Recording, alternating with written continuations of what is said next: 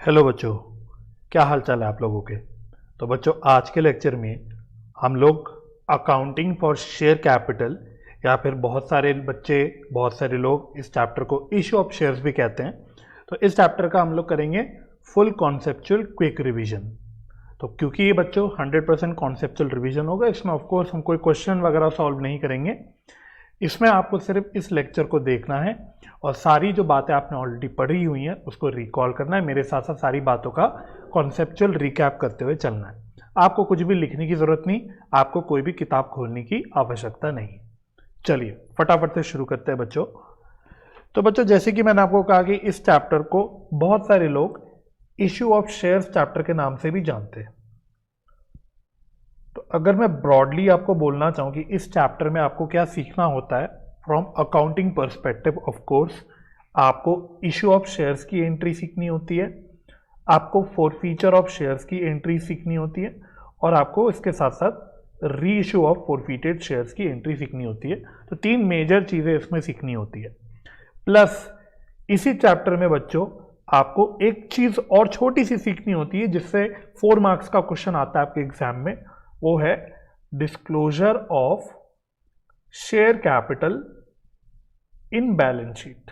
तो कंपनी की balance sheet में शेयर कैपिटल को कैसे डिस्क्लोज किया जाता है, ये भी आपके प्रॉपर्ली सिलेबस में, जिसमें आपको शेयर कैपिटल वाला पार्ट दिखाना होता है कि कैसे आएगा बैलेंस शीट में और उससे रिलेटेड उसका नोट्स टू अकाउंट दिखाना होता है। बट ये जो पार्ट है बच्चों, डिस्क्लोजर वाला पार्ट, क्योंकि ये कहीं ना कहीं लिंक है कंपनी के फाइनेंशियल स्टेटमेंट से, जो कि आपकी बुक 3 का पार्ट बनता है। ये चैप्टर आपकी बुक 2 में है, फर्स्ट चैप्टर है बुक 2 का, और ये financial statements of company book 3 का पार्ट होता है। इसलिए मैं क्या करता हूं कि मैं बहुत सारे मैं अपनी क्लासेस में डिस्क्लोजर वाला पार्ट जो होता है शेयर कैपिटल का, वो उसी चैप्टर में डिस्कस कर लेता हूं। तो ये मैं आपको बस इसलिए बता रहा हूं क्लैरिफाई करने के लिए कि ये वाला पार्ट मैं इस रिवीजन वीडियो में कवर नहीं करूंगा। इसमें हम लोग सिर्फ अकाउंटिंग पार्ट कवर करेंगे, issue, forfeiture and re issue की। ठीक है जी, चलिए। तो जब बच्चों इशू ऑफ शेयर्स की हम बात करते हैं, तो जो शेयर्स इशू होते हैं वो कैश पे भी इशू हो सकते हैं या फिर वो for consideration other than cash पे भी इशू हो सकते हैं। For consideration other than cash का मतलब होता है कभी कभी शेयर्स वेंडर्स को इशू होते हैं, कभी कभी प्रमोटर्स को इशू होते हैं, कभी कभी अंडरराइटर्स को इशू होते हैं, एटसेट्रा। ठीक है जी। अच्छा, अब जब शेयर्स इशू होते हैं वो पार पे इशू हो सकते हैं, प्रीमियम पे इशू हो सकते हैं, डिस्काउंट पे इशू हो सकते हैं। इशू एट पार का मतलब होता है जब issue price is equal to face value of shares.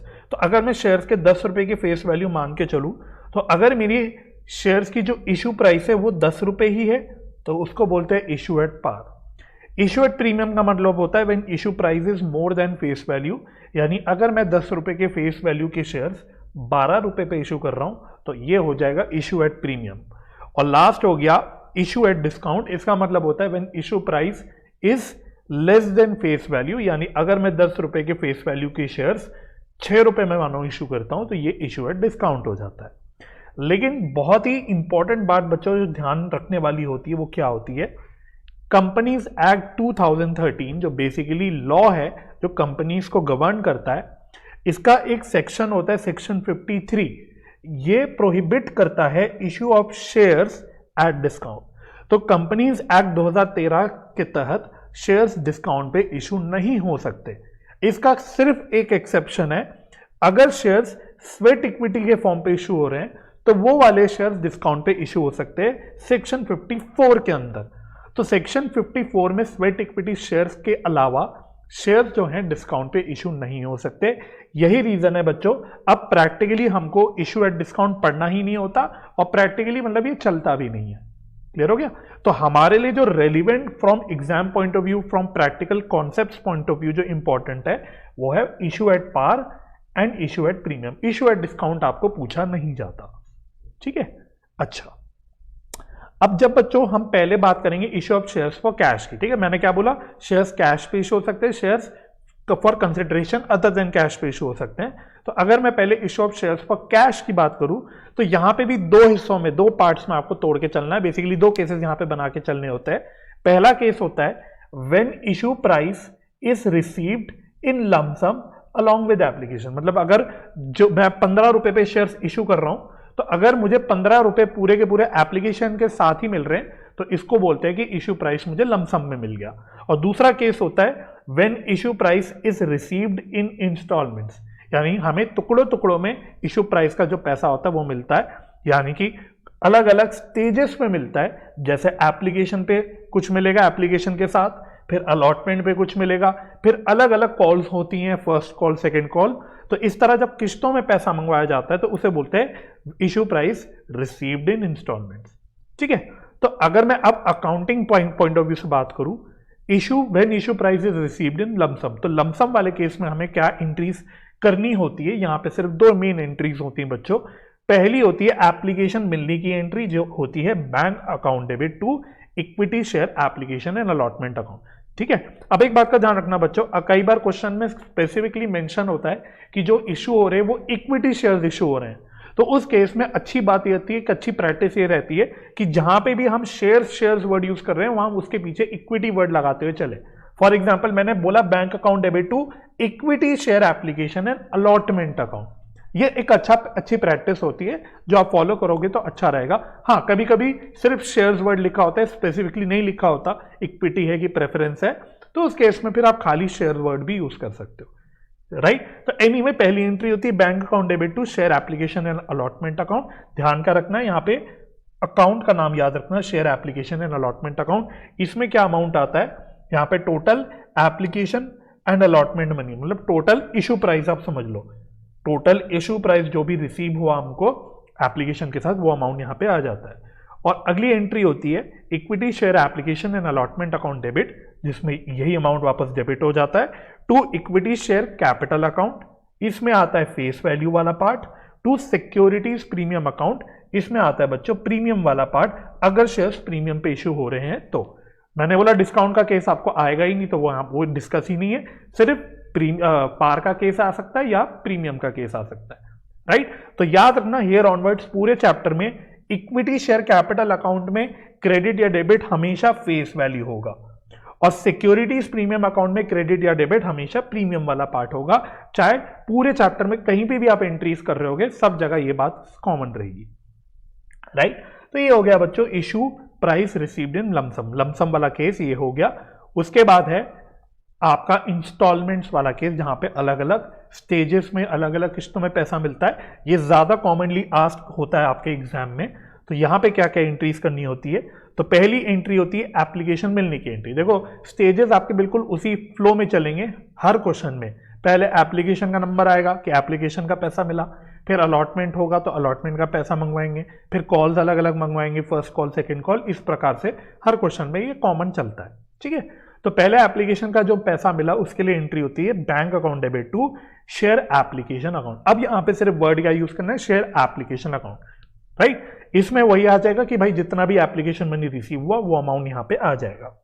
उसके बाद नेक्स्ट स्टेप में, नेक्स्ट स्टेज पे हम लोग एप्लीकेशन का पैसा हम लोग ट्रांसफर कर देते हैं शेयर कैपिटल में। उसके लिए एंट्री होती है share application account debit to share capital account. Again share capital में फेस वैल्यू आ जाएगा, और इसमें अगर एप्लीकेशन के साथ प्रीमियम भी चिपका हुआ है तो टू सिक्योरिटीज प्रीमियम अकाउंट, इसमें प्रीमियम वाला हिस्सा आ जाएगा। ठीक है, अब ये कॉन्सेप्चुअली बच्चों ये जो सेकंड एंट्री होती है ये अलॉटमेंट वाले दिन होती है। बस ये बात आप ध्यान रखना, क्योंकि कई सारे बच्चों को यही नहीं पता होता कि ये जो एंट्री कर रहे हैं, एंट्रीज तो सबको रेडी होती है, बट कॉन्सेप्चुअली बच्चे भूल जाते हैं कि ये एंट्री हो कब रही है, ये अलॉटमेंट के टाइम होती है, जिस वक्त शेयर्स की अलॉटमेंट हो रही होती है। ठीक है, और साथ ही अलॉटमेंट के टाइम अगली एंट्री भी आपकी अगेन हो जाती है, थर्ड एंट्री, जहां पे अब अलॉटमेंट का पैसा भी मंगवाया जाता है। उसके लिए एंट्री होती है share allotment account debit to share capital to securities premium account. तो शेयर अलॉटमेंट में टोटल अमाउंट जो हम अलॉटमेंट में मंगवा रहे हैं वो आ जाता है, टू शेयर कैपिटल में फिर से वही फेस वैल्यू आ जाता है, टू सिक्योरिटीज प्रीमियम में प्रीमियम वाला हिस्सा आ जाता है। राइट, तो जहां पे भी बच्चों बस सिंपल याद रखना है कि शेयर कैपिटल जिन भी एंट्रीज में क्रेडिट हो रहा है उसी के साथ हाथ पकड़ के सिक्योरिटीज प्रीमियम भी चलेगा। जिस भी किस्त में प्रीमियम चिपकी हुई है शेयर कैपिटल के अकाउंट के साथ सिक्योरिटीज प्रीमियम का अकाउंट हाथ पकड़ के चलेगा, हमेशा याद रखना। ठीक है जी, ठीक है, तो यहां पे हमने अलॉटमेंट मनी ड्यू कर दिया। अगले स्टेप में बच्चों हमें अलॉटमेंट का पैसा जो हमने ड्यू करा वो मिल जाता है। उसकी एंट्री होती है बैंक अकाउंट डेबिट, जो भी पैसा मिला, टू शेयर अलॉटमेंट अकाउंट, जो भी पैसा हमने मंगवाया था। और कभी कभी कोई नालायक शेयर होल्डर होता है जो पैसा कुछ नहीं देता, तो अगर कोई पैसा नहीं मिला तो वो हम लोग डाल देते कॉल्स इन अरियर्स अकाउंट में। तो जो अमाउंट नहीं मिला, अगर नहीं मिला, हमेशा नहीं होगा, बट अगर कोई पैसा नहीं मिला अलॉटमेंट का तो वो कॉल्स इन अरियर्स अकाउंट में डेबिट हो जाता है। ठीक है, इसी प्रकार से फिर अगला नंबर आता है बच्चों फर्स्ट कॉल का। तो फर्स्ट कॉल को फिर से ड्यू करने की हमें बिल्कुल उसी प्रकार से एंट्री करनी होती है। Share first call account debit, जो भी टोटल अमाउंट ड्यू करा फर्स्ट कॉल पे, टू शेयर कैपिटल अकाउंट, इसमें फिर वो फेस वैल्यू आ गया कि फर्स्ट कॉल में फेस वैल्यू कितना है, टू सिक्योरिटीज प्रीमियम अकाउंट, इसमें अगेन फर्स्ट कॉल के साथ जो प्रीमियम अगर कोई चिपका हुआ है तो वो आ जाता है। नेक्स्ट एंट्री फिर वही रिपीटेटिव एंट्री बच्चों, फर्स्ट कॉल का पैसा रिसीव हो जाएगा, उसकी एंट्री होगी bank account debit to share first call account. और अगेन अगर कोई पैसा फर्स्ट कॉल का नहीं मिला, कोई नालायक शेयर होल्डर ने फर्स्ट कॉल का पैसा नहीं दिया, तो वो अमाउंट हम डाल देते कॉल्स इन अरियर्स अकाउंट में, डेबिट कर देते जो भी पैसा नहीं मिला। ठीक है, और अज्यूमिंग, मतलब ये मैं अजम्पशन सिर्फ कॉन्सेप्चुअल डिस्कशन के लिए अज्यूम कर रहा हूं कि सेकेंड कॉल, नेक्स्ट कॉल मेरी फाइनल कॉल है, तो अगर मेरी सेकेंड कॉल फाइनल कॉल है तो उसकी एंट्री भी बिल्कुल सेम वे में चलेगी, इक्विटी शेयर या खाली share second and final call account. तो बेसिकली जो लास्ट कॉल होगी उसको एंड फाइनल अकाउंट के साथ हम लोग जोड़ देंगे। तो share second and final call account, amount वही हो गया कि भाई जो सेकेंड कॉल में पैसा टोटल में मंगवा रहा हूं, टू शेयर कैपिटल अकाउंट, इसमें अगेन फेस वैल्यू आ गया, टू सिक्योरिटीज प्रीमियम अकाउंट। ठीक है, अगर रिजर्व कहीं दिख रहा है तो काट देता हूं, रिजर्व अब वर्ड नहीं यूज करना, याद रखना खाली सिक्योरिटीज प्रीमियम अकाउंट यूज करना है। तो टू सिक्योरिटीज प्रीमियम अकाउंट जो प्रीमियम वाला पार्ट है, तो ठीक है, अगर प्रीमियम सेकंड कॉल के साथ भी चिपका हुआ है तो। और अगली एंट्री होती है second and final call receive करने की एंट्री, बैंक अकाउंट डेबिट जो भी पैसा रिसीव हुआ, calls in arrears account debit जो पैसा नहीं रिसीव हुआ, to share second and final call account. Right, हर एंट्री में बच्चों याद रखना, अगर क्वेश्चन में क्लियरली इक्विटी शेयर्स वर्ड लिखा कि भाई इक्विटी शेयर्स इशू हो रहे हैं, तो जहां पे भी शेयर वर्ड लिखा है उसके पीछे आप इक्विटी वर्ड साथ में चिपकाते हुए चलना। ठीक है जी।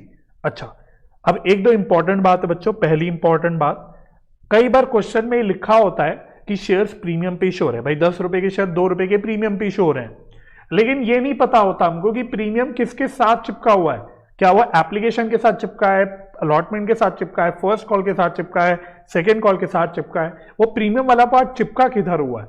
कई बार हमें ये नहीं पता होता क्वेश्चन में, तो उस केस में हमें अज्यूम करना होता है कि प्रीमियम वाला पार्ट जो है वो अलॉटमेंट मनी के साथ चिपका हुआ है, तो वो अलॉटमेंट के साथ प्रीमियम चिपक के चल रहा है, ये अजम्पशन होती है अगर क्वेश्चन साइलेंट होता है तो।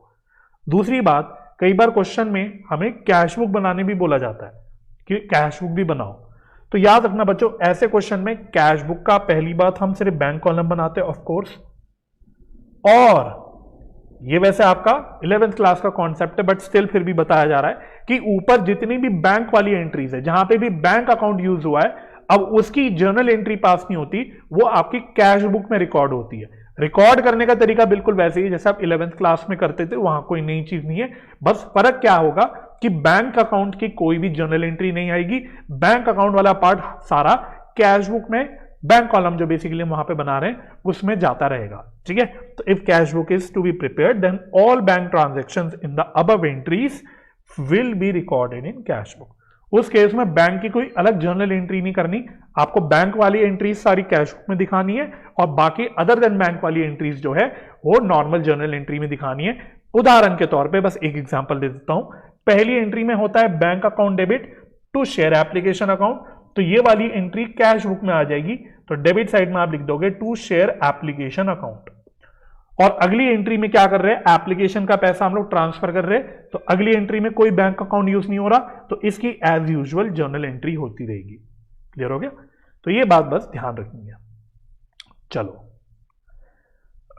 नेक्स्ट क्विकली डिस्कस कर लेते हैं बच्चों, issue of shares for consideration other than cash.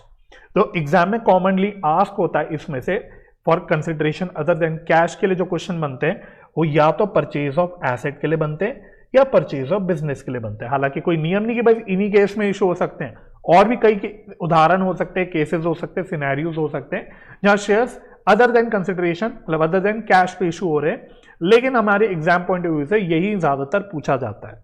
Right, तो अगर भाई मैं एसेट परचेज कर रहा हूं तो पहली एंट्री मुझे एसेट परचेज करने की करनी होती है, जो बहुत ही सिंपल एंट्री है बच्चों। बचपन में जो मतलब 11th क्लास में हम जो एसेट क्रेडिट पे खरीदने की एंट्री करते थे, बस वही एंट्री करनी होती है, asset account debit to vendors account. बस इतना फर्क है कि 11th क्लास में अब यहाँ पे क्रेडिटर अकाउंट यूज करते थे, उसकी जगह अब यहाँ पे हमें वेंडर अकाउंट यूज करना है। ठीक है, एग्जाम में क्वेश्चन में वेंडर का नाम होगा तो उस वेंडर का नाम आ जाएगा, लेकिन अगर वेंडर का नाम नहीं है तो बस सीधा सीधा टू वेंडर अकाउंट हम लिख देंगे। इसमें जिस भी एग्रीड वैल्यू पे या जिस भी कंसिडरेशन पे हम लोग एसेट खरीद रहे वो अमाउंट यहाँ पे आ जाएगा। दूसरा सिनेरियो होगा बच्चों, या तो हम एसेट नहीं खरीद रहे होंगे, हम बिजनेस ही खरीद रहे होंगे, हम किसी और का बिजनेस खरीद रहे होंगे। बिजनेस खरीदने का मतलब होता है कि हम दूसरे किसी और का बिजनेस पूरा खरीद रहे हैं, मतलब हम उसका एसेट भी ले रहे हैं, उसकी लाइबिलिटीज भी ले रहे हैं। तो उस केस में आपको एक थोड़ी बड़ी सी एंट्री करनी होती है। वैसे मैं बता देता हूं, ये जो एंट्री आप सीखते हो ये अकाउंटिंग स्टैंडर्ड नंबर 14 के हिसाब से सीखते हो, बट वो खैर आपको कोई मतलब नहीं, आपको बस वो एंट्री याद रखनी है। क्या एंट्री होगी? एसेट जो भी हमने लिए उसके लिए एसेट अकाउंट डेबिट करोगे। भाई एसेट डेबिट होता है तो इंडिविजुअली सारे एसेट अकाउंट को हम डेबिट करेंगे, है ना, जो भी एसेट क्वेश्चन में गिवन है। टू लाइबिलिटीज जो भी आपने टेक ओवर करी उसको टू लाइबिलिटीज करके क्रेडिट करोगे, राइट। टू वेंडर अकाउंट, इसमें आता है बच्चों परचेज कंसिडरेशन, मतलब किस भाव पे हमने बिजनेस खरीदा, किस कंसिडरेशन पे हमने बिजनेस खरीदा। ये करने के बाद बच्चों जर्नल एंट्री में बैलेंसिंग फिगर या तो इधर क्रेडिट साइड पे बच जाता है या फिर डेबिट साइड पे बचता है। क्रेडिट साइड पे अगर बैलेंसिंग फिगर बचता है तो उसको लिखना होता है कैपिटल रिजर्व, और डेबिट साइड पे अगर बैलेंसिंग फिगर बचता है तो उसको बोलते हैं गुडविल अकाउंट, उसको हम गुडविल लिख देते हैं।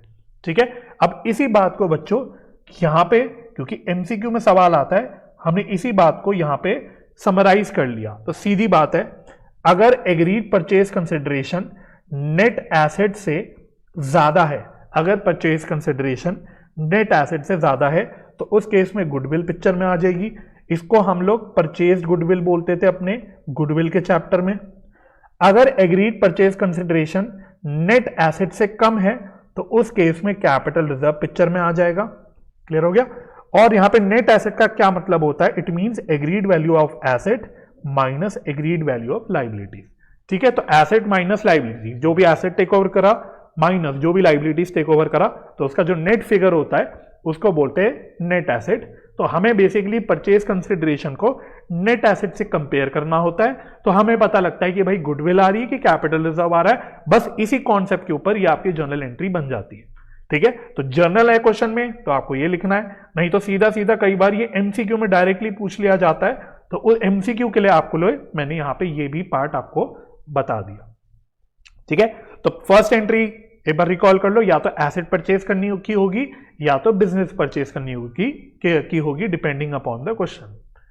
फिर अगले स्टेप में बच्चों दोनों भी केसेस में नेक्स्ट एंट्री सेम चलेगी, इश्यू करने की, शेयर्स इश्यू करने की। ठीक है, तो भाई दोनों जगह देखो वेंडर आया है ना, मैंने एसेट परचेज किया तब भी मैंने वेंडर को कुछ पैसा ड्यू करा, जब मैंने बिजनेस खरीदा तो भी मैंने वेंडर को कुछ पैसा ड्यू करा। तो नेक्स्ट स्टेप में इस वेंडर को हमको शेयर्स इशू करके देना होता है, तो उसकी एंट्री होती है वेंडर अकाउंट डेबिट। इसमें पूरा परचेज कंसिडरेशन जितना भी पे करना है वो डेबिट हो जाता है। टू शेयर कैपिटल अकाउंट, इसमें आता है नंबर ऑफ शेयर जो इशू हो रहे हैं इनटू फेस वैल्यू। मैंने बोला शेयर कैपिटल में हमेशा फेस वैल्यू आती है। टू सिक्योरिटीज प्रीमियम अकाउंट, अगर हम लोग प्रीमियम पे शेयर्स इशू कर रहे हैं तो उस केस में टू सिक्योरिटीज प्रीमियम अकाउंट आ जाएगा। इसमें अमाउंट आएगा नंबर ऑफ शेयर जो इशू कर रहे हैं इनटू प्रीमियम पर शेयर। अच्छा, कई बार हम लोग कुछ पार्ट पेमेंट बैंक से, चेक से, कुछ ड्राफ्ट वगैरह से कर रहे होते हैं, उस केस में टू बैंक अकाउंट आ जाएगा कि भाई जितना भी पोर्शन हम कैश में, बैंक में, जैसे भी चेक वगैरह से पे कर रहे हैं। तो कभी कभी हम लोग कुछ पार्ट पेमेंट के लिए कुछ बिल वगैरह एक्सेप्ट कर लेते हैं, तो उस केस में टू बिल्स पेबल आ जाएगा अगर हुआ क्वेश्चन में तो। ठीक है, अब यहां पे एक कैलकुलेशन आपको करनी भी होती है अपने एंट्री पूरी करने के लिए, और आपको दिखानी भी होती है, वो है नंबर ऑफ शेयर्स की। भाई कितने नंबर ऑफ शेयर्स इशू करने हैं, तो उसके लिए एक छोटा सा बड़ा सिंपल सा फॉर्मूला होता है जो यहां नोट में दे रखा है, और आपको भी एग्जाम में वर्किंग नोट में करके दिखाना है। Number of shares is equal to agreed purchase consideration, PC means purchase consideration, to be paid by issue of shares divided by issue price per share. मतलब अगर 1 करोड़ का परचेज कंसिडरेशन है for example, इसमें से मैंने बोला 20 लाख रुपीस तो मैंने चेक से पे कर दिए, तो बैलेंस जो 80 लाख रुपीस है इसके लिए मैं शेयर्स इशू कर रहा हूं, तो यहां पे आपको 80 लाख रुपीस लेना है इस कैलकुलेशन में, डिवाइडेड बाय जिस भी मतलब प्राइस पे आप इशू कर रहे हो शेयर्स, उससे आपको डिवाइड करना है। फॉर एग्जाम्पल अगर मैं 10 रुपए का शेयर 10 रुपए पे पार पे इशू कर रहा हूं तो आप 10 से डिवाइड कर दोगे। अगर मैं 10 रुपए की फेस वैल्यू का शेयर 12 रुपए पे इशू कर रहा हूं तो आप यहां पे 12 से डिवाइड कर दोगे। बात समझ में आ रही है? तो इशू प्राइस का मतलब ही होता है फेस वैल्यू प्लस प्रीमियम। ठीक है, अगर फेस वैल्यू मतलब अगर पार पे इशू हो रहे शेयर्स तो issue price will be equal to face value only, और अगर भाई प्रीमियम पे इशू हो रहे हैं तो फिर आपको अलग से प्रीमियम ऐड करके देखना पड़ेगा कि कितने इशू प्राइस पे आपके शेयर्स इशू हो रहे हैं। राइट, तो purchase consideration divided by issue price पर शेयर्स, ये फॉर्मूले से आपका नंबर ऑफ शेयर निकल के आ जाता है। वंस नंबर ऑफ शेयर निकल के आ गया फिर आपकी ऊपर वाली एंट्रीज आराम से पूरी हो जाती है। ठीक है, एक बस छोटा सा एक पॉइंट जो यहां नहीं है बट मैं फिर भी डिस्कस कर रहा हूं, वैसे तो एक्सपेक्टेड नहीं है बट कभी खुदा ना खास्ता आपका जो नंबर ऑफ शेयर है वो डेसिमल्स में आ जाए। ठीक है, वैसे आई डोंट एक्सपेक्ट ऐसा होगा बट खुदा ना खास्ता नंबर ऑफ शेयर अगर डेसिमल में आ जाए, फॉर एग्जाम्पल 100.21, अब भाई शेयर जो होते हैं वो पूरे इशू होते हैं, पॉइंट्स में तो इशू हो नहीं सकते, डेसिमल में नहीं हो सकते, फ्रैक्शन में नहीं हो सकते, तो 100 शेयर्स तो पूरे इशू हो जाएंगे। लेकिन ये जो 0.21 वाला हिस्सा है इसके लिए, इसको हम वैसे फ्रैक्शनल शेयर्स बोलते हैं, इसके लिए हम लोग कैश में इसको पे कर देते हैं। ठीक है, तो 0.21 शेयर्स के लिए आपको बस 0.21 इंटू जो भी इशू प्राइस है ये मल्टीप्लाई करके बस अमाउंट निकालना पड़ेगा, और वो पोर्शन आपको अपने आप कैश से पे करना पड़ेगा ओनली इफ ये जो नंबर ऑफ शेयर्स का आंसर आपका जो है वो डेसिमल्स में आ रहा है तो। But as I said I don't expect ऐसा होने की संभावना है। ठीक है, चलो इसके अलावा बच्चों बस आपको पता होना चाहिए कि हम इसके अलावा जब shares for consideration other than cash पे इशू होते हैं तो वो प्रमोटर्स को भी इशू हो सकते हैं, वो अंडरराइटर्स को भी इशू हो सकते हैं। हालांकि एग्जाम में मैं एक्सपेक्ट तो नहीं करता ये आएगा बट फिर भी आपको ये आना चाहिए जस्ट इन केस एग्जाम में वो पूछ ले। तो प्रमोटर्स को शेयर्स कब इशू होते हैं? उनको शेयर्स इशू होते हैं in lieu of their services render to the company. Promoters ने जो कंपनी के लिए मेहनत वगैरह सारी करी है उसके बदले में ये शेयर्स प्रमोटर्स को free of cost basically issue होते हैं। फ्री ऑफ कॉस्ट बोले तो उनसे कैश नहीं लिया जाता, उनको बस बोला जाता है कि भाई आपकी सर्विसेज के अगेंस्ट हम ये शेयर्स इशू कर रहे हैं। ठीक है, तो उसकी क्या एंट्री होती है? फर्स्ट एंट्री होती है इनकॉर्पोरेशन एक्सपेंस या preliminary expense account debit to promoter account. तो यहां हम पहले प्रमोटर को कुछ अमाउंट ड्यू कर देते हैं, कितना अमाउंट है वो क्वेश्चन में गिवन होता है। राइट, दूसरी एंट्री होती है promoter account debit to share capital account. अब ध्यान रखना बच्चों, यहां सिक्योरिटीज प्रीमियम नहीं आएगा। सिक्योरिटीज प्रीमियम तो तब आएगा जब आता है जब शेयर्स की इशू करने के बदले हम कुछ ले रहे हैं। बात समझ में आ रही है? अब यहां पे हम कुछ ले थोड़ी रहे हैं, यहां तो हम सर्विसेज जो प्रमोटर ने दे दी उसके अगेंस्ट इशू कर रहे हैं शेयर, तो यहां सिक्योरिटीज प्रीमियम आने की संभावना नहीं होती। ठीक है, इसी प्रकार से बच्चों अंडरराइटर्स को भी शेयर्स इशू हो सकते हैं। अंडरराइटर्स को कब शेयर्स इशू होते हैं, क्यों होते हैं? In lieu of the underwriting service render to the company. तो बेसिकली अंडरराइटर्स कंपनी को कुछ सर्विस देते हैं, बदले में अंडरराइटर्स कुछ कमीशन चार्ज करते हैं, इस कमीशन के बदले शेयर्स इशू कर दिए जाते हैं अंडरराइटर्स को। राइट, तो इसकी क्या एंट्री होती है? इसमें भी वही फर्स्ट एंट्री करते हैं underwriting commission account debit to underwriter account. तो पहले अंडरराइटर को जो भी अमाउंट है वो ड्यू कर देते हैं, और सेकेंड एंट्री में हम लोग underwriters account debit to share capital करके शेयर्स इशू कर देते हैं। ठीक है, तो बहुत ही स्ट्रेट फॉरवर्ड सिंपल एंट्रीज होती है बच्चों, इसीलिए एग्जाम में ही एक्सपेक्टेड नहीं होती कि भाई इतनी डायरेक्ट सिंपल एंट्रीज आपसे वो पूछ के आपका भी टाइम नहीं वेस्ट करेगा और अपना भी टाइम वेस्ट नहीं करेगा। राइट, अच्छा इसके अलावा बस कॉन्सेप्चुअली याद रखना बच्चों कि ऊपर की जो दो एंट्रीज है बेसिकली प्रमोटर की और जो अंडरराइटर की एंट्री करी, इसमें हमने दो खर्चे लिए। प्रमोटर के केस में हमने एक इनकॉर्पोरेशन एक्सपेंस या प्रिलिमिनरी एक्सपेंस का खर्चा लिया, और अंडरराइटर के केस में हमने अंडरराइटिंग कमीशन का खर्चा लिया। इन खर्चों का क्या होता है बच्चों आगे जाके, ये दोनों भी जो खर्चे वो राइट ऑफ हो जाते हैं जिस साल में ये इनकर हो। कैसे कैसे होते हैं? अगर सिक्योरिटीज प्रीमियम में पैसा पड़ा है तो उससे राइट ऑफ हो जाते हैं, नहीं तो कुछ जो भी बच गया पैसा या जो भी खर्चा बच गया वो बैलेंस जो भी खर्चा होता है वो पीएनएल से राइट ऑफ हो जाता है। अगेन आई डोंट एक्सपेक्ट कि इसका सवाल एग्जाम में आएगा, बट इन केस आ जाए तो ये आपको याद रखना है। ठीक है, तो एंट्री बेसिकली क्या हो जाती है, अगर मैं इसको जनरल एंट्री में बोलना चाहूं, securities premium account debit, statement of PNL debit to incorporation expense या प्रीलिमिनरी एक्सपेंस जो भी यूज करो आप एग्जाम में, या फिर अंडरराइटर के केस में टू अंडरराइटिंग कमीशन अकाउंट। तो जो भी खर्चा आपने बेसिकली ऊपर डेबिट किया, चाहे इनकॉर्पोरेशन एक्सपेंस का, चाहे प्रिलिमिनरी एक्सपेंस का, चाहे अंडरराइटिंग कमीशन का, वो इस प्रकार से आपका राइट ऑफ हो जाता है, राइट। तो ये सब बातें बस you should know in case exam में वो आ जाए। अच्छा, अब issue for consideration other than cash में तो देखो इतना ही डिस्कशन होता है। अब हमको आगे बढ़ना है। नेक्स्ट स्टेप हमें डिस्कस जो करना होता है, जो आप पढ़ते हो, वो है accounting treatment of calls in arrears. तो कॉल्स इन अरियर्स का वैसे मतलब क्या होता है सिंपल भाषा में? कॉल्स इन अरियर्स वो पार्ट होता है जो कंपनी ने शेयर्स इशू के अगेंस्ट मंगवा रखा है लेकिन वो रिसीव नहीं हुआ, जो डिफॉल्ट हो गया है ना। जैसे ऊपर की एंट्रीज में हमने बोला कि अलॉटमेंट का पैसा मंगाया, कोई कॉल का पैसा मंगवाया किसी शेयर होल्डर से, लेकिन उसने डिफॉल्ट कर दिया वो पेमेंट करने में, तो उसको बोला जाता है कॉल्स इन अरियर्स। इसकी अकाउंटिंग कैसे होती है? इसका अकाउंटिंग करने के दो मेथड्स हो सकते हैं। आप कह सकते हो इसका अकाउंटिंग करने के दो ऑल्टरनेटिव्स होते हैं। पहला होता है alternative 1, method 1, by opening calls in arrears account, और दूसरा ऑल्टरनेटिव या मेथड होता है without opening calls in arrears account. अगर आप calls in arrears account open करना चाहते हो, मतलब मेथड 1 फॉलो करना चाहते हो, तो इसकी एंट्रीज अगर मैं बोलूं तो ये हमने ऊपर ही डिस्कस कर ली थी। तो आपको याद होगा थोड़ी देर पहले हमने हर एंट्री में, हर बैंक अकाउंट की एंट्री में हमने कॉल्स इन अरियर्स डेबिट किया था for the amount not receive. तो बस इसी को बोला जाता है opening calls in arrears account, जो कि आपका बेसिकली ऑल्टरनेटिव नंबर 1 होता है। एक और आपका तरीका होता है, एक और आपके पास ऑप्शन होता है कि आप calls in arrears account open ही ना करो without opening calls in arrears account. तो इसमें आपको कोई सेपरेट कोई भी अकाउंट नहीं खोलना होता, और जो अनपेड अमाउंट होता है वो जो भी रेलिवेंट कॉल है उसमें बैलेंस पड़ा रहता है। फॉर एग्जाम्पल फर्स्ट कॉल है, फॉर एग्जाम्पल ऐसी मैंने बोला फर्स्ट कॉल पे मैंने 1 लाख रुपए मंगवाए, उसमें से मुझे 95,000 रुपीज मिल गए लेकिन 5,000 रुपए नहीं मिले। तो इस 5,000 के लिए या तो आप एक कॉल्स इन अरियर्स अकाउंट अलग से ओपन कर दो और उस पर 5,000 रुपए डाल के दिखा दो। दूसरा जो ऑप्शन है उसमें क्या होता है कि फर्स्ट कॉल अकाउंट में ही ये बैलेंस छोड़ दो, कोई नया अकाउंट खोलो ही मत, फर्स्ट कॉल अकाउंट में ही ओपन खुला रहने दो बैलेंस। तो इसी में एक बैलेंस आएगा 5,000 रुपए का, विच विल बेसिकली शो कि ये कॉल्स इन अरियर्स है, बेसिकली जो पैसा नहीं मिला। क्लियर हो गया? तो ये आपके दो ऑल्टरनेटिव्स होते हैं।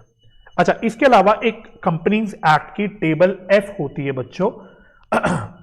इसने टेबल एफ में कॉल्स इन अरियर्स पे एक इंटरेस्ट रेट स्पेसिफाई कर रखा है। तो आपसे कोई इंटरेस्ट का कुछ भी सवाल नहीं पूछेगा, अकाउंटिंग तो बिल्कुल नहीं पूछेगा, सिर्फ आपको पता होना चाहिए कि इस टेबल एफ में इंटरेस्ट रेट कितना है कॉल्स इन अरियर्स का। तो वो इंटरेस्ट रेट है 10% पर एनम। सिंपल बिल्कुल स्ट्रेट फॉरवर्ड, एमसीक्यू में ये पूछ लिया जाता है। ठीक है, तो टेबल एफ के तहत interest rate on calls in arrears कितना है? 10% पर एनम, राइट। अच्छा, नेक्स्ट है accounting treatment of calls in advance. तो पहले तो भाई कॉल्स इन एडवांस का मतलब क्या होता है? कॉल्स इन अरियर्स का आप एक तरह से सोच सकते हो उल्टा, मतलब कभी कभी कोई अच्छा शेयर होल्डर कोई फ्यूचर कॉल्स के अगेंस्ट पैसा एडवांस में दे देता है। मैंने फॉर एग्जांपल फर्स्ट कॉल का पैसा अभी शेयर होल्डर से मंगवाया ही नहीं, फिर भी उसने आके मेरे को एडवांस में पैसा दे दिया कि ये लो फर्स्ट कॉल का पैसा मैं आपको एडवांस में दे देता हूं, तो इसको बोलते हैं calls in advance. Conceptually speaking calls in advance जो होता है वो कंपनी के लिए लाइबिलिटी होती है। क्लियर हो गया? तो अब इसकी एंट्री क्या होती है बच्चों? जब हमें कॉल रिसीव होती है इन एडवांस तो एंट्री होती है bank account debit to calls in arrears account.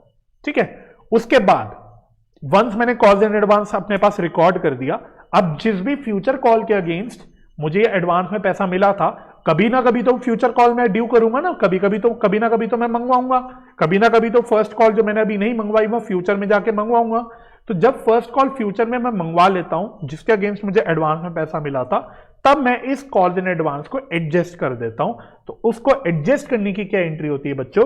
Calls in advance account debit to relevant call account. ठीक है, तो अगर मैं वैसे आपको पूरा पिक्चर क्लियर करना चाहूं तो फॉर एग्जाम्पल फर्स्ट कॉल के अगेंस्ट जब मुझे पैसा मिलेगा, जब मुझे फर्स्ट कॉल के अगेंस्ट पैसा मिलेगा तो बैंक अकाउंट डेबिट करूंगा कि जो पैसा मुझे फर्स्ट कॉल के अगेंस्ट मिला, to share first call account, और इसी एंट्री में मैं कॉल्स इन एडवांस को डेबिट कर दूंगा कि भाई कुछ पैसा तो इसमें से ऐसा था जो मुझे पहले ही मिल चुका था, तो वो बस मैं यहां पे एडजस्ट करके दिखा दूंगा।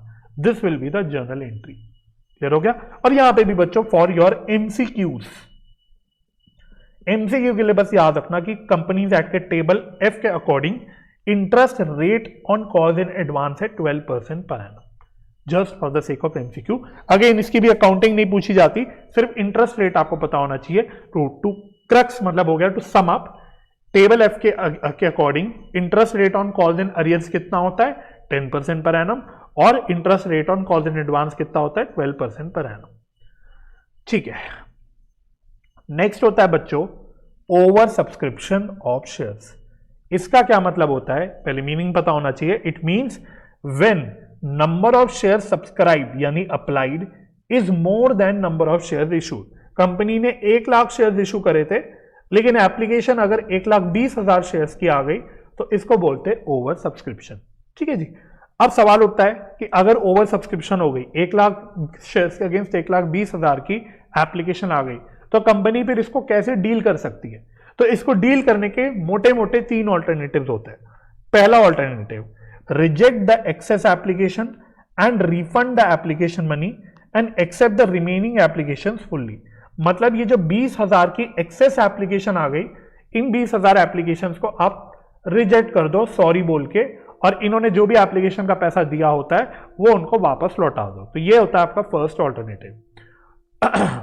अब इस ऑल्टरनेटिव में बच्चों क्या जर्नल एंट्री होती है, तो जो आपकी बेसिकली सेकंड एंट्री होती है, जिस एंट्री में आप एप्लीकेशन को शेयर कैपिटल में ट्रांसफर करते हो अलॉटमेंट के टाइम पे, तो आपको क्या एंट्री करनी होती है? तो at the time of allotment, at the time of allotment हमको क्या एंट्री करनी होती है? Share application account debit, total application money जितनी भी रिसीव हुई वो यहां पे डेबिट किया टू शेयर कैपिटल अकाउंट। इसमें नंबर ऑफ शेयर जो अलॉट हुए हैं, जैसे मेरे केस में अलॉट कितने कर रहा हूं मैं 1 लाख शेयर, तो 1 lakh share into face value per share. To securities premium account, अगर कोई प्रीमियम है भाई तो ये प्रीमियम भी बच्चों 1 लाख शेयर के हिसाब से निकलेगा, 1 lakh share into premium per share. और जो मैं एक्सेस एप्लीकेशन मनी में रिफंड कर रहा हूं, जो मैं रिजेक्ट कर रहा हूं, उसको मैं यहां पे रिफंड करके दिखा दूंगा टू बैंक अकाउंट। ये मेन पार्ट है। ऊपर वाली एंट्री तो वही पुरानी एंट्री है, बस मेन क्या पार्ट है कि आपको इस केस में एक्सेस एप्लीकेशन मनी को रिफंड करना है, बस वो आपको यहां पे टू बैंक अकाउंट करके दिखाना होगा। ठीक है, ये होता है आपका फर्स्ट ऑल्टरनेटिव। सेकेंड ऑल्टरनेटिव होता है आप लोगों का फेवरेट, इसको बोला जाता है pro rata allotment. Pro rata allotment means proportionate allotment. तो यहां पे एक पॉजिटिव अप्रोच रखी जाती है। हम यहां पे किसी शेयर होल्डर को बाय बाय नहीं बोलते, किसी को सॉरी नहीं बोलते, किसी शेयर होल्डर को निराश नहीं करते। फर्स्ट ऑल्टरनेटिव में तो 20,000 शेयर्स पे जिन्होंने दाव लगाया उनको तो हमने निराश कर दिया, उनको हमने रिजेक्ट कर दिया। यहां पे हम किसी को निराश नहीं करते, हम यहां पे एक पॉजिटिव अप्रोच लेते, हम प्रोपोर्शनेटली अलॉट कर देते। हम बोलते हैं कि शेयर होल्डर्स को या एप्लीकेंट्स को कि आपने जितने शेयर्स अप्लाई करे आपको पूरे उतनी की आप अलॉटमेंट तो नहीं करेंगे, हम प्रोपोर्शनेटली कुछ कम शेयर्स की आपको अलॉटमेंट कर देंगे। तो फर्क ये हो जाता है यहां पे बच्चों, यहां पे भी 1 लाख शेयर ही अलॉट होंगे, लेकिन कोई भी एप्लीकेंट निराश होकर घर नहीं जाएगा। ये डिफरेंस होता है। ठीक है, तो फॉर एग्जाम्पल मैंने बोला 2 shares allotted for every 5 shares applied. तो ये हमको निकालना पड़ता है कि भाई अगर 1 लाख शेयर्स के अगेंस्ट मैं बोलता हूं 1,20,000 की एप्लीकेशन आई, तो मैं बोल देता हूं एक काम करते हैं भाई, हर 12 शेयर्स के बदले हम सिर्फ 10 शेयर्स अलॉट करते हैं, सिंपल। तो इस प्रकार से 1,20,000 शेयर्स के एप्लीकेशन को 1 लाख शेयर्स की ही अलॉटमेंट होगी। ठीक है, तो हम हर एप्लीकेंट को बोलते हैं भाई आपके 12 शेयर्स के अगेंस्ट हम 10 शेयर की ही अलॉटमेंट करेंगे। इसको ही बोला जाता है प्रो राटा अलॉटमेंट। क्लियर हो गया? अच्छा, इसकी एंट्री अभी थोड़ी देर में डिस्कस करेंगे, पहले थर्ड ऑल्टरनेटिव देख लो। थर्ड ऑल्टरनेटिव कुछ नया नहीं है, इसमें हम लोग ऑल्टरनेटिव 1 और 2 का कॉम्बिनेशन कर लेते हैं। कुछ एप्लीकेंट्स को रिजेक्ट कर देते हैं, कुछ को प्रो राटा बेसिस पर अलॉटमेंट कर देते हैं। तो इसमें ऐसा नया नहीं है, मेन है ऑल्टरनेटिव 1 और 2, वो समझ गए, उसकी अकाउंटिंग समझ गए। तो ऑल्टरनेटिव 3 के केस में तो बस दोनों की अकाउंटिंग को मर्ज करके करना है। क्लियर हो गया? अब मेन है बच्चों प्रो राटा अलॉटमेंट में आपको कुछ मेहनत करनी पड़ती है, कुछ का काफी मेहनत करनी पड़ती है, इसलिए वो आपका फेवरेट भी होता है प्रो राटा अलॉटमेंट। क्वेश्चन में जब आता है तो मजा आता है करने में, क्योंकि आपको कुछ मेहनत करनी पड़ती है, कुछ कैलकुलेशंस करनी पड़ती है। सबसे पहली इंपॉर्टेंट चीज जो कैलकुलेटेड होती है प्रो राटा अलॉटमेंट के केस में, वो होता है एक्सेस एप्लीकेशन मनी, है ना। एक्सेस एप्लीकेशन मनी का बहुत ही सिंपल मीनिंग है बच्चों। बहुत बच्चे पता नहीं क्या इसको ट्रीट करते कि भाई कौन सा कॉन्सेप्ट है ये, कौन सा कॉम्प्लिकेटेड कॉन्सेप्ट है, कौन सी रॉकेट साइंस है, कुछ नहीं है भाई। जब मैंने बोला कि मैंने 12 शेयर्स के बदले 10 शेयर्स को अलॉट किया, अब एप्लीकेंट ने तो 12 शेयर्स की मुझे एप्लीकेशन पैसा दिया, मुझे एप्लीकेंट ने 12 शेयर्स पे एप्लीकेशन का पैसा दिया, लेकिन जब मैंने अलॉट ही उसको 10 शेयर किया, मैंने उसको अलॉट ही 10 शेयर किया, तो खुद समझ जाओ कि इसका मतलब जो 2 शेयर्स हैं उस पे जो मुझे एप्लीकेशन का पैसा मिला है ये फालतू मिला है। बात समझ में आ रही है? जब 12 के बदले 10 ही अलॉट करना तो मुझे एप्लीकेशन का पैसा तो 10 शेयर पे ही मिलना चाहिए था, जबकि मुझे 12 शेयर पे मिला हुआ है। तो जो 2 शेयर पे मुझे फालतू एप्लीकेशन का पैसा मिला है इसी को बोला जाता है एक्सेस एप्लीकेशन मनी। बस ये इसका बड़ा साधारण सिंपल मीनिंग होता है। बस इसी का बस कॉन्सेप्चुअल फॉर्मूला देखो बन गया, नंबर ऑफ शेयर्स अप्लाइड मैंने बोला 12 minus number of shares allotted मैंने बोला 10 इनटू एप्लीकेशन पर शेयर जितना भी मैंने बोला, फॉर एग्जांपल 3 रुपए एप्लीकेशन पे तो इंटू ₹3, ऐसे आपका निकलता है एक्सेस एप्लीकेशन मनी। तो सबसे पहले आपको क्लियर होना चाहिए कि भाई एक्सेस एप्लीकेशन मनी कितना मिला प्रो राटा के केस में। अब इस एक्सेस एप्लीकेशन मनी का करना क्या होता है, इसकी कैसे ट्रीटमेंट होती है, इसकी कुछ एडजस्टमेंट होती है। अब यहां पे मैंने 2 केसेस में तोड़ दिया। पहला, if excess is to be adjusted against allotment only, ये अज्यूम करना है if question is silent, right. तो इस केस में हम लोग इस एक्सेस एप्लीकेशन मनी को, जो भी एक्सेस एप्लीकेशन मनी है, इसको अलॉटमेंट के अगेंस्ट एडजस्ट कर देते हैं, और वो अलॉटमेंट के अगेंस्ट एडजस्ट करने के बाद भी अगर कुछ एक्सेस बच गया तो उसको हम लोग रिफंड कर देते हैं। अकॉर्डिंगली देखो इसकी एंट्री क्या होती है, अगेन वही कॉन्सेप्चुअली सेकंड एंट्री चल रही है अलॉटमेंट पे।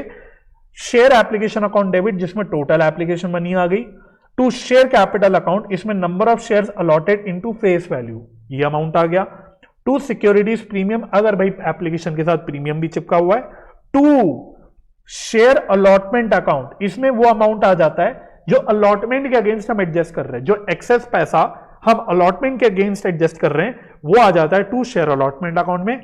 और अगर उसके बाद भी कुछ पैसा बचा तो हमने बोला वो रिफंड करना होता है, तो उसके लिए हम टू बैंक अकाउंट जो भी एक्सेस एप्लीकेशन मनी बच गया उसको हम लोग रिफंड कर देते हैं। ठीक है, ये हो गया केस नंबर 1। लेकिन कभी कभी क्वेश्चन ये भी बोल देता है, कभी कभी ये बोलता है क्वेश्चन कि एक्सेस एप्लीकेशन मनी को आप अलॉटमेंट से और उसके बाद फ्यूचर कॉल से ही एडजस्ट करो, मतलब इसको बस एडजस्ट करके खत्म करो, कुछ रिफंड मत करो, सिर्फ एडजस्ट करो फ्यूचर कॉल से और खत्म करो। ये तभी फॉलो होता है जब क्वेश्चन में लिखा हो, वरना नहीं फॉलो होता। ठीक है, तो इस केस में बस क्या करना होता है, बिल्कुल वही एंट्री चलेगी। देखो, share application account debit total application money, to share capital account इसमें number of share allotted into face value per share, to securities premium account अगर कुछ है तो number of share allotted into premium per share, to share allotment account इसमें वो amount आ गया जो allotment से एडजस्ट किया। बस फर्क क्या हुआ, केस 1 में जो हमने बचा हुआ पैसा बैंक के थ्रू रिफंड कर दिया था उसकी जगह हम यहां पे क्या कर रहे हैं, उस बचे हुए पैसे को फ्यूचर कॉल से एडजस्ट कर रहे हैं। अकॉर्डिंगली हम यहां पे लिख देते हैं टू कॉल्स इन एडवांस। तो ये वो अमाउंट हो गया एक्सेस एप्लीकेशन मनी का जो फ्यूचर कॉल से एडजस्ट करने वाले हैं। ठीक है, अगली इंपॉर्टेंट बात जो बड़े क्वेश्चन होते हैं ना, जो जिसमें फॉरफीचर वगैरह भी हो रहा होता है, उसमें बड़ा ही इंपॉर्टेंट हो जाता है। क्या कॉन्सेप्चुअली याद रखना, where excess application money is to be adjusted against allotment and premium is payable along with allotment, then excess money will be first adjusted towards share capital. Any amount left is then adjusted towards premium due on allotment. Simple मतलब ये है कि मानो भाई मेरे allotment जो है उस अलॉटमेंट में कुछ पैसा फेस वैल्यू का मंगवा रहा हूं, कुछ पैसा प्रीमियम का मंगवा रहा हूं। अब जब मैं एक्सेस एप्लीकेशन मनी एडजस्ट करूंगा तो सवाल ये होगा कि उस एडजस्टमेंट में मैं पहले फेस वैल्यू के अगेंस्ट एडजस्ट करूं या पहले प्रीमियम के अगेंस्ट एडजस्ट करूं। तो कॉन्सेप्चुअली याद रखना है, सारा एक्सेस एप्लीकेशन मनी पहले तो आपको इस फेस वैल्यू के अगेंस्ट एडजस्ट करना होता है, उसके बाद जो बच गया वो प्रीमियम के अगेंस्ट एडजस्ट करना होता है। मतलब फर्स्ट प्रायोरिटी किसकी है, फेस वैल्यू की, सेकेंड प्रायोरिटी है प्रीमियम की, जब आप एक्सेस एप्लीकेशन मनी को एडजस्ट कर रहे हो। ठीक है, ये फॉरफीचर की एंट्री बनाने के लिए कभी कभी इंपॉर्टेंट हो जाता है कॉन्सेप्ट लगाना, इसलिए ये बात आपको ध्यान रखनी है। ठीक है, अच्छा, मैंने आपसे बोला भाई प्रो राटा के केस में बहुत मेहनत करनी पड़ती है आपको, तो अभी भी मेरी प्रो राटा की डिस्कशन खत्म नहीं हुई।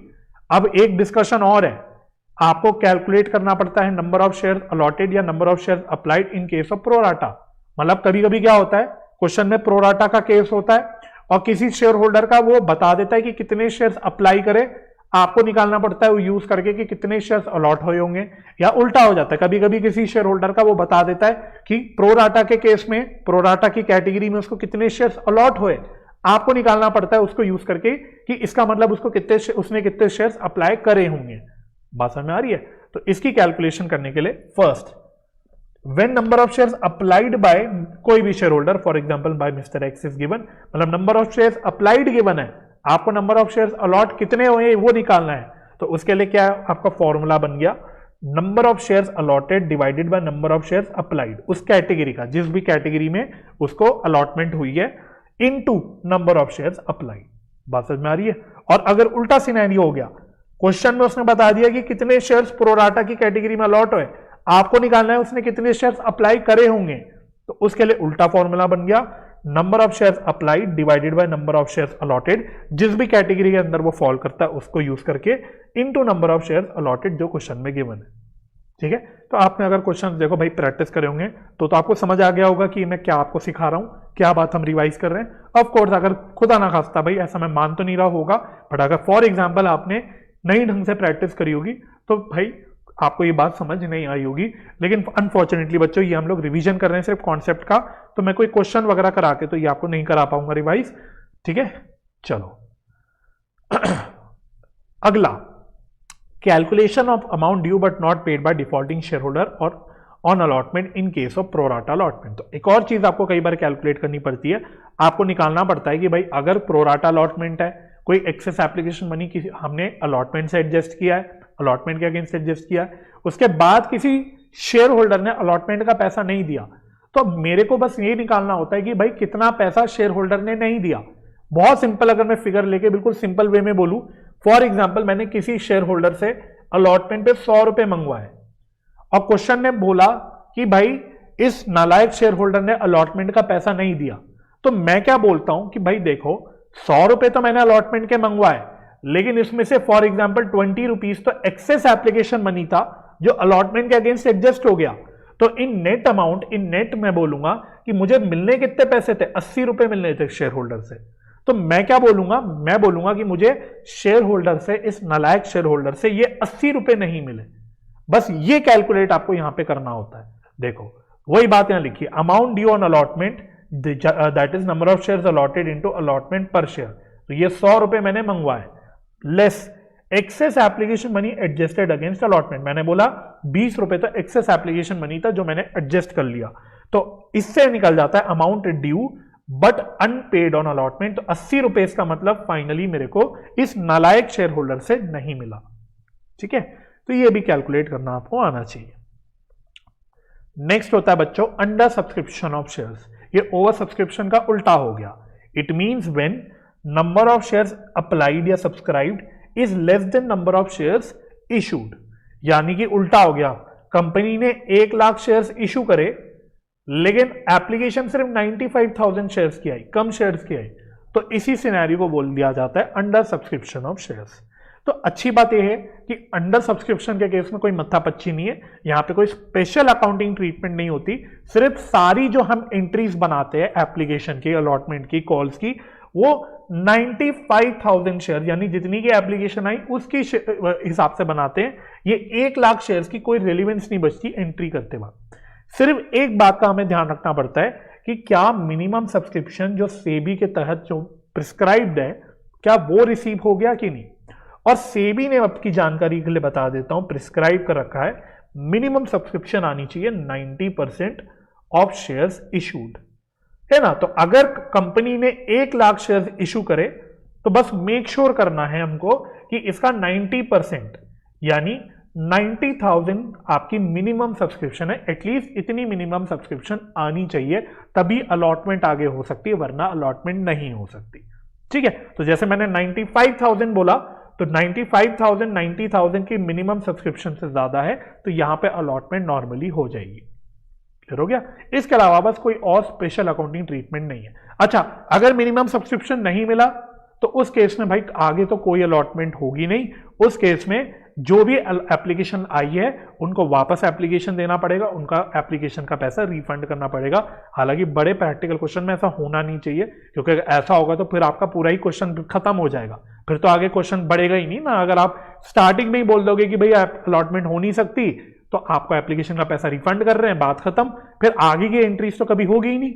तो ऐसा एग्जाम में क्वेश्चन में तो एक्सपेक्टेड नहीं होता, बट हाँ कॉन्सेप्चुअली आपको पता होना चाहिए कि ये ऐसे होता है। ठीक है, इशू से रिलेटेड मेरी सारी डिस्कशन खत्म हो गई। नेक्स्ट पार्ट है बच्चों आपका, अगर मैं मेजर सेकंड पार्ट बोलूं, वो है फॉरफीचर ऑफ शेयर्स। तो फॉरफीचर का मतलब क्या होता है? It means cancellation of shares for non payment of called amount, right. तो अगर मैंने कोई शेयर होल्डर से पैसा मंगवाया, उसने मेरे को पैसा नहीं दिया, मैंने उसको रिमाइंडर भी दिया भाई दे दो दे दो दे दो, फिर भी नहीं दिया, तो कंपनी कभी कभी बहुत गुस्सा हो जाती है और बोलती है भाई तुम पैसा तो दे नहीं रहे हो, तो अब हम आपके शेयर्स कैंसिल कर रहे हैं, खत्म कर रहे हैं हम आपके शेयर्स, आपके शेयर्स का जो कागज है, सर्टिफिकेट है, वो हम फाड़ के फेंक रहे हैं। बात समझ में आ रही है? तो बस इसी को बोला जाता है फॉरफीचर ऑफ शेयर्स। हालांकि ये जितनी सिंपली मैंने बोल दिया ओरली, उतनी सिंपली एक्चुअली होता नहीं। फॉरफीचर करने के लिए कंपनीज एक्ट के बहुत सारे प्रोविजंस जो भी हैं उसका कंप्लायंस पूरा करना पड़ता है, जो आपको नहीं जानने की जरूरत, आपको तो बस मीनिंग पता होना चाहिए, है ना। तो a notice is required to be given to the defaulting share holder before such cancellation. तो ये एक पॉइंट है कंपनीज एक्ट का कि भाई ऐसे नहीं कि उठा के आप कैंसिल कर दो, आप उसको नोटिस दोगे, आप उसको मौका दोगे अच्छे से शेयर होल्डर को कि भाई तू पैसा दे दे, नहीं तो हम तेरा शेयर कैंसिल कर देंगे, फॉरफीट कर देंगे। ठीक है, अच्छा अब आगे अगर भाई शेयर्स फॉरफीट हो ही गए, कैंसिल हो ही गए, तो amount received on forfeited share is not refunded. Once मैंने किसी शेयर होल्डर का शेयर फॉरफीट कर दिया, तो अब वो मेरे पास आके ये नहीं कह सकता कि लाओ दो, मैंने एप्लीकेशन का पैसा दे रखा था, मैंने अलॉटमेंट का पैसा तो दे रखा था, जितना पैसा मैंने दे रखा था वो मेरे को वापस कर दो, आपने तो मेरे शेयर फॉरफीट कर दिए। ऐसा नहीं हो सकता, कंपनीज एक्ट ने मना कर रखा है। तो वंस किसी शेयर होल्डर का शेयर फॉरफीट हो गया, तो उसने जो भी पैसा दे रखा है वो उसको वापस रिफंड नहीं करना होता। ठीक है, तो उस केस में जो पैसा फॉरफीटेड शेयर पे मिल चुका है मेरे को, उसको हम लोग फॉरफीटेड शेयर अकाउंट में ट्रांसफर कर देते हैं।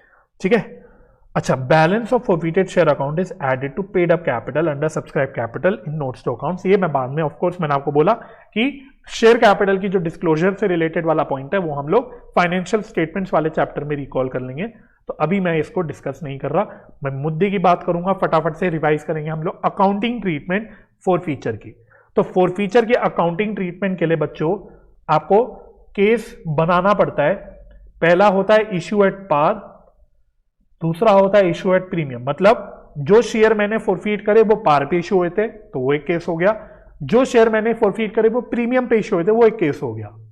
पार है तो उसकी अपनी एंट्रीज चलती हैं, लेकिन अगर प्रीमियम का केस है तो फिर से इसको आपको दो टुकड़ों में तोड़ना होता है, आपको चेक करना पड़ता है कि अगर प्रीमियम का केस है तो क्या वो प्रीमियम रिसीव हो चुका है, क्या वो प्रीमियम का पैसा मिल चुका है, तो प्रीमियम रिसीव्ड, या फिर दूसरा क्या सिनेरियो बनेगा, प्रीमियम नॉट रिसीव्ड, जो शेयर फॉरफीट कर रहे हैं उसमें प्रीमियम भी नहीं मिला हुआ, तो ये आपका अगला केस हो गया। तो अगर मैं ऐसे कॉन्सेप्चुअली बोलना चाहूं तो case number 1, case number 2, case number 3, इस प्रकार से 3 बेसिकली सिनेरियोस बन जाते हैं फॉरफीचर के लिए, राइट। तो सिनेरियो नंबर 1 मैंने बोला forfeiture of share issue at अपार, तो इसमें क्या एंट्री होती है, तो सिंपल बताओ मैं क्या है, मेन कॉन्सेप्ट में अगर बोलूं तो इशू की जो नेट में उल्टी एंट्री करनी है, आपको कैंसिल करना है। तो जब शेयर इशू हुए थे तो आपने हर जगह शेयर कैपिटल को क्रेडिट किया था, जब शेयर कैंसिल कर रहे हो तो शेयर कैपिटल को डेबिट करना है। तो equity share capital account debit, इसमें जो अमाउंट आता है वो क्या होता है, number of shares forfeited into face value called per share, जितना भी फेस वैल्यू कॉल्ड है, ठीक है, यानी कॉल्ड अप वैल्यूज के हिसाब से हम लोग इसको डेबिट करते हैं। 2, फॉरफीटेड शेयर अकाउंट, इसमें हम लोग डालते हैं amount received on forfeited share, जो मैंने ऊपर भी बताया था कि भाई जो पैसा मिल गया वो रिफंड नहीं करना हमें, वो हम अलग से एक अलग खाते में डाल देते हैं फॉरफीटेड शेयर अकाउंट में। 2, शेयर रेलिवेंट कॉल अकाउंट या फिर कॉल्स इन अरियर्स अकाउंट, ये है वो अमाउंट जो ड्यू हो चुका था बट रिसीव नहीं हुआ, है ना। अगर calls in arrears account open कर रखा है हमने ऊपर की एंट्रीज में, इशू की एंट्रीज में एक्सक्यूज मी, उस केस में हम लोग यहाँ पे 2 कॉल्स इन अरियर्स करेंगे।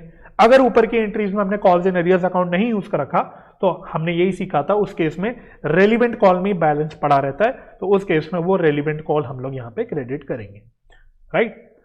अच्छा, सिनेरियो नंबर 2 हो गया इशू एट प्रीमियम का, जहां पे प्रीमियम जो है वो रिसीव हो चुका है, premium has been received on forfeited share. तो हमारा एक सेक्शन है section 52 subsection 2 of companies act 2013, वो सेक्शन में डिस्कस नहीं कर रहा बच्चों, वो मैंने थ्योरी वाले लेक्चर में अलग से डिस्कस कर रखा है।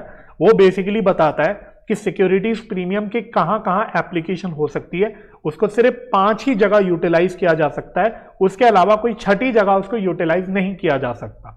बस उसी कॉन्सेप्ट को, उसी प्रोविजन को ध्यान रखते हुए एक कॉन्सेप्ट हमारा फोरफीचर के टाइम बन जाता है कि भाई जो प्रीमियम का पैसा मिल चुका है वो अब वापस नहीं होगा। वापस नहीं होगा मतलब रिफंड वाली बात नहीं है, जो प्रीमियम का पैसा मिल चुका है वो रिवर्स नहीं होगा, क्योंकि वो सिर्फ यूटिलाइज हो सकता है सेक्शन 52 में जो यूजेस बता रखे हैं 5, उसी जगह यूटिलाइज हो सकता है, छठी जगह नहीं हो सकता। इसलिए वन सिक्योरिटीज प्रीमियम का पैसा मिल गया, वो अब रिवर्स नहीं हो सकता। बात समझ में आ गई? तो बस इस केस में हमें सिक्योरिटीज प्रीमियम अकाउंट को रिवर्स नहीं करना होता, बस ये मेन बात हो गई। तो सिक्योरिटीज प्रीमियम अकाउंट रिजर्व नहीं होगा, यहां will not be debited. Not be debited मतलब रिवर्स नहीं होगा, ठीक है। जब सिक्योरिटीज प्रीमियम मिल गया था तब हमने क्रेडिट कर रखा है सिक्योरिटीज प्रीमियम को, अब हम उसको डेबिट नहीं करेंगे वापस, क्योंकि वो रिसीव हो चुका है। तो अकॉर्डिंगली इट कैन, मतलब उसकी एंट्री क्या हो गई, मतलब फोरफीचर की शेयर कैपिटल अकाउंट डेबिट, इसमें आ गया number of shares forfeited into face value called up per share to forfeited share account. इसमें आता है बच्चों face value received on forfeited share. बात समझ में आ रही है? क्योंकि हम लोग ऊपर प्रीमियम रिवर्स नहीं कर रहे, तो फोरफीटेड शेयर अकाउंट में हम प्रीमियम वाला पार्ट नहीं डालते, सिर्फ फेस वैल्यू पार्ट डालते हैं कि जितना फेस वैल्यू रिसीव हो चुका है। और to share relevant call account या टू कॉल्स इन एरियर्स, जो भी एज द केस में भी, इसमें आता है amount due but not received as usual, ठीक है। अब इसी का मतलब लास्ट केस बन गया कि व्हेन प्रीमियम भी नॉट रिसीव्ड है, कि भाई प्रीमियम का पैसा भी नहीं मिला, तो अब सेक्शन 52 का कोई यूज नहीं आया, क्योंकि प्रीमियम का पैसा मिला ही नहीं, तो अब उसको यूज करने वाली बात ही कहां आ गई, कुछ नहीं आई। तो उस केस में हम लोग सिक्योरिटीज प्रीमियम को डेबिट कर देते हैं, मतलब इस केस में रिवर्स हो जाता है सिक्योरिटीज प्रीमियम अकाउंट। तो अकॉर्डिंगली आपकी एंट्री क्या होती है for forfeiture, share capital account debit, इसमें वही number of shares forfeited into face value called up per share.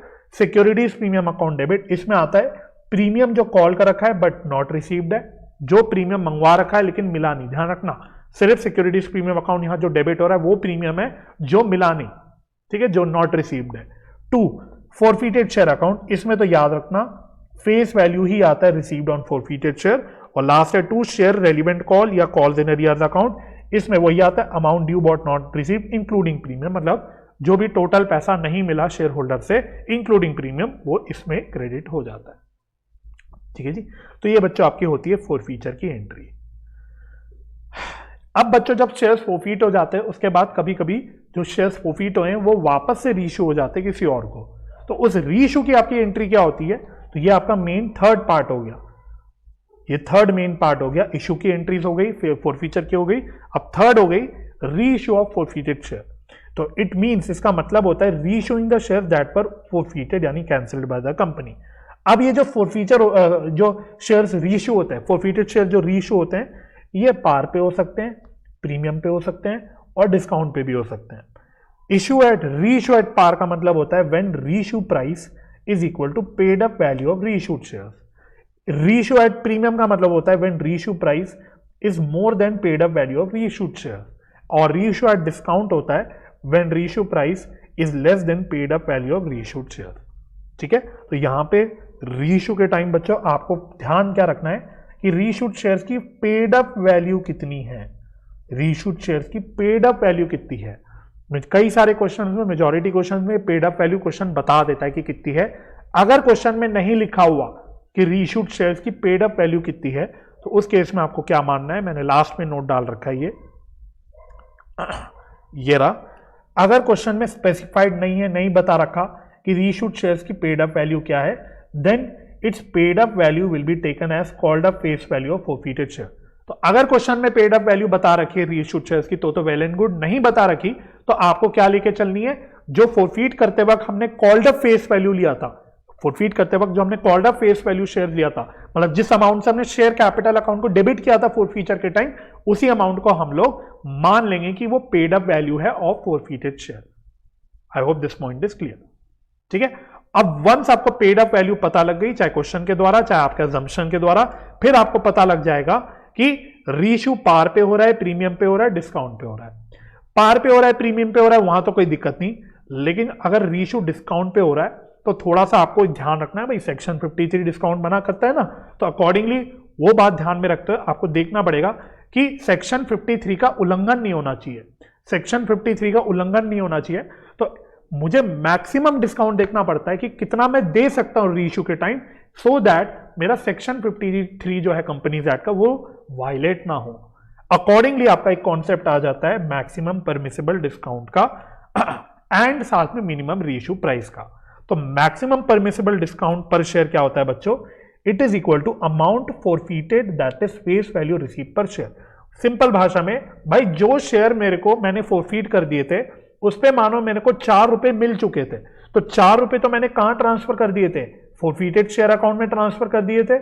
तो मैं मैक्सिमम ये जो 4 रुपए फालतू पड़े हुए हैं फॉरफीटेड शेयर अकाउंट में, इतने रुपए का ही डिस्काउंट दे सकता हूं, इससे ज्यादा का नहीं दे सकता, क्योंकि अगर मैं इससे ज्यादा का डिस्काउंट दूंगा तो मेरा सेक्शन नंबर 53 का वायलेशन हो जाता है। इतनी गहराई पे आपको सोचना नहीं है, मुद्दे की बात बस याद क्या रखनी है, मेन कॉन्सेप्ट कि maximum permissible discount is equal to amount forfeited per share. Simple भाषा में जितना भी फेस वैल्यू रिसीव हो चुका है पर share, that is the maximum permissible discount on री इशू पर शेयर। ठीक है, वंस आपको ये पता लग गया कि मैक्सिमम परमिसिबल डिस्काउंट कितना है, तो आप ये भी निकाल सकते हो उल्टे ढंग से कि मिनिमम री इशू प्राइस कितना होना चाहिए। So that is equal to paid up face value of reissued shares. वो क्या होता है वो मैं ऑलरेडी डिस्कस कर चुका, माइनस मैक्सिमम डिस्काउंट, है ना। तो अगर 8 रुपए का paid up value per share है और इसमें मैक्सिमम परमिसिबल डिस्काउंट मैंने बोला 4 रुपए का ही दे सकता हूं, तो इसका मतलब मुझे मिनिमम 4 रुपए का री इशू प्राइस रखना ही पड़ेगा। क्लियर हो गया? यस सर, बिल्कुल क्लियर हो गया, हमें याद आ गई सारी बातें। अब वंस ये सारी बातें समझ आ गई तो फटाफट से अकाउंटिंग पार्ट देख लो कि भाई री इशू की अकाउंटिंग कैसे होती है। तो अगर री इशू एट पार हो रहा है तो एंट्री होती है bank account debit to share capital account. Simple. Bank account में ध्यान रखना क्या आता है, बैंक अकाउंट में जो अमाउंट रिसीव हुआ है, मतलब आप कह सकते हो री इशू प्राइस आ जाता है कि भाई कितने प्राइस पे आपने री इशू करा।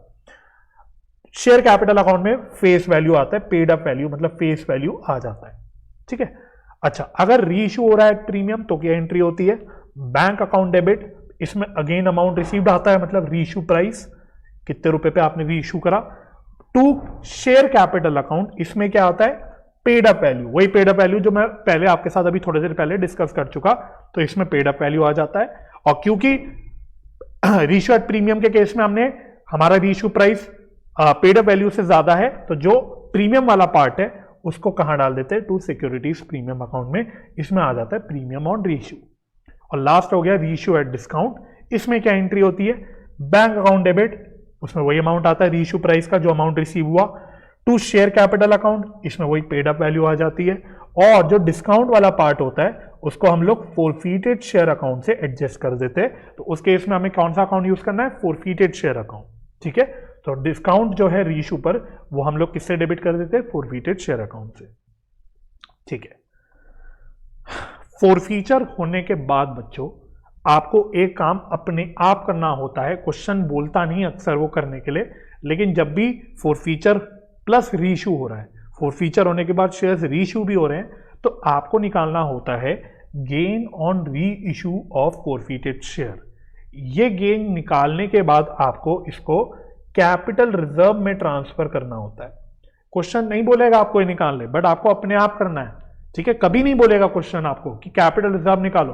हाँ, एमसीक्यू के डायरेक्ट क्वेश्चन आ जाते कभी कभी कैपिटल रिजर्व निकालने के, वो एक अलग बात हो गई, लेकिन जब प्रॉपर प्रैक्टिकल बड़े न्यूमेरिकल क्वेश्चंस होते हैं जिसमें आपको पूरी अकाउंटिंग वगैरह करनी होती है, उसमें कभी क्वेश्चन नहीं बोलेगा कि कैपिटल रिजर्व भी निकालो, वो आपको अपने आप करना पड़ेगा। तो ये निकालने कैसे होता है बच्चों, तो इसमें भी मैंने 2 केसेस तोड़ दिए। केस नंबर 1 बोला मैंने, when all the forfeited shares are reissued, मतलब अगर 100 शेयर्स फॉरफीट हुए थे तो पूरे के पूरे 100 शेयर्स ही रीइश्यू हो रहे हैं, तो उस केस में बड़ा ही सिंपल है बच्चों कैपिटल रिजर्व का ये अमाउंट निकालने का तरीका। जो भी फॉरफीटेड शेयर अकाउंट में बैलेंसिंग फिगर पड़ा हुआ है, that whole balance will be transfer to capital reserve. पूरा का पूरा जो बैलेंस बच गया फॉरफीटेड शेयर अकाउंट में, वो गेन ऑन रीइश्यू की तरह माना जाएगा और उसको कैपिटल रिजर्व में ट्रांसफर किया जाएगा। केस नंबर 2 क्या हो गया, when all the forfeited shares are not reissued, मतलब अगर मैंने 100 शेयर्स फॉरफीट करे थे उसमें मैंने 80 शेयर्स ही रीइश्यू करे, तो उस केस में थोड़ा सा लंबा तरीका हो जाता है कैपिटल रिजर्व का। उसमें आपको देखना होता है अमाउंट फॉरफीटेड। ठीक है, अमाउंट फॉरफीटेड मतलब वही जितना आपने अमाउंट टोटल फॉरफीट करा, फोरफीचर के टाइम आपने जो फोरफीटेड शेयर अकाउंट में जो भी अमाउंट क्रेडिट करा वो अमाउंट लेना होता है, divided by number of shares forfeited, मतलब जैसे 100 शेयर्स हैं तो 100 शेयर्स फोरफीट करे तो वो डिवाइड करा, into number of shares reissued, multiply करना होता है with number of shares reissued, जैसे यहां पे 80 है, minus discount on reissue, minus discount on reissue, जो डिस्काउंट आपने यहां पे रीइश्यू के टाइम यहां पे डेबिट करा था वो माइनस आपको यहां पे करना होता है। तो इससे आपका इस केस में कैपिटल रिजर्व निकल के आ जाता है। ठीक है जी। और वंस आपने कैपिटल रिजर्व का अमाउंट निकाल लिया, गेन ऑन रीइश्यू निकाल लिया, तो इसको आपको कैपिटल रिजर्व में ट्रांसफर करके दिखाना होता है जर्नल एंट्री के थ्रू। तो उसकी एंट्री होती है forfeited share account debit to capital reserve account. ठीक है जी। तो ये है बच्चों आपका पूरा discussion of shares, issue of shares बोल लो, अकाउंटिंग फॉर शेयर कैपिटल बोल लो, जो भी बोल लो। तो ये आपका कॉन्सेप्चुअल डिस्कशन था। इसके अलावा डिस्क्लोजर ऑफ शेयर कैपिटल वाला पार्ट जो है वो मैंने यहां पे डिस्कस नहीं किया, वो मैं फ्यूचर वीडियो में जो फाइनेंशियल स्टेटमेंट्स ऑफ कंपनी वाला चैप्टर रिवाइज करेंगे वहां पे डिस्कस कर लूंगा। ठीक है जी। तो मैं उम्मीद करता हूं बच्चों आपको ये डिस्कशन वीडियो, ये रिवीजन वीडियो हेल्पफुल लगी होगी इस चैप्टर की।